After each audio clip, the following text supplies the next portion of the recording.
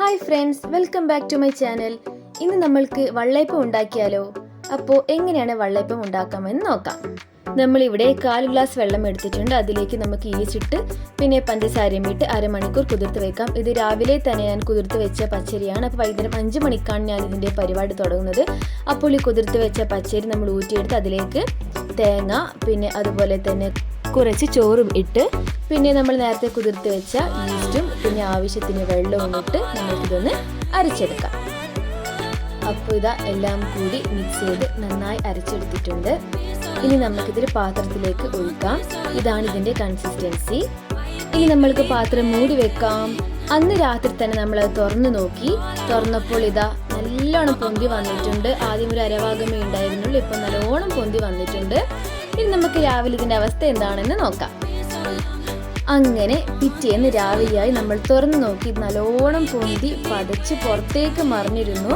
നമ്മളൊരു പാത്രം വെച്ചിരുന്നപ്പോൾ അതിലേക്ക് ഇത് ഫുള്ള് മറിഞ്ഞിരുന്നു, അങ്ങനെ പൊന്തിയിരുന്നു. അപ്പോൾ രാവിലെ എണീച്ചതിന് ശേഷം നമ്മൾ അതിലേക്ക് 1 സ്പൂൺ പഞ്ചസാരയും പിന്നെ അപ്പക്കാരവും കുറച്ച് ഉപ്പും ഇട്ട് കൊടുക്കാം. ഇനി ഇത് നന്നായി ഇളക്കി യോജിപ്പിക്കാം. അപ്പോൾ നല്ല സൂപ്പറായിട്ട് കൂട്ടി കിട്ടിയിട്ടുണ്ട്. ഇനി നമ്മൾക്കിത് ചുട്ടെടുക്കാം, നമ്മുടെ വെള്ളയപ്പം. അങ്ങനെ വെള്ളയപ്പം ചട്ടിയൊക്കെ അടുപ്പിട്ട് വെച്ച് ചൂടായിട്ടുണ്ട്. ഇനി നമുക്കിതിലേക്ക് ഒഴിച്ചു കൊടുക്കാം. ഇനി നമ്മൾക്കിത് ഇങ്ങനെ ചുറ്റിച്ചു കൊടുക്കാം.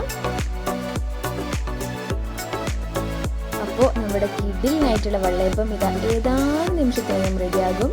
ഇതൊന്ന് മൂടി വെച്ച് നമുക്ക് വേവിച്ചെടുക്കാം. അപ്പോൾ ഇതാ വെള്ളയപ്പം റെഡി ആയിട്ടുണ്ട്. കണ്ടില്ലേ, നല്ല സൂപ്പർ വെള്ളയപ്പമാണ്. ഇത് നല്ല ലേസ് പോലൊക്കെ ഉണ്ട്.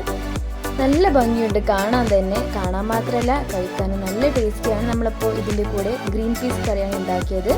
അപ്പോൾ ഗ്രീൻ പീസും വെള്ളയപ്പവും കൂടി നമുക്കൊന്ന് കഴിച്ചു നോക്കാം. അപ്പോൾ ഇതാ ഇതിൻ്റെ ലേസിൻ്റെ ഭാഗത്തൊക്കെ ഇങ്ങനെ പൊട്ടിച്ച് നല്ല സോഫ്റ്റാണ്. പിന്നെ ഇതാ നമ്മുടെ ഈ കറിയും കൂട്ടി നമ്മൾക്ക് കഴിക്കാം. ഇന്നത്തെ വീഡിയോ എല്ലാവർക്കും ഇഷ്ടപ്പെട്ടെന്ന് വിചാരിക്കുന്നു. വീഡിയോ ഇഷ്ടപ്പെട്ടെങ്കിൽ please like, share and subscribe. By.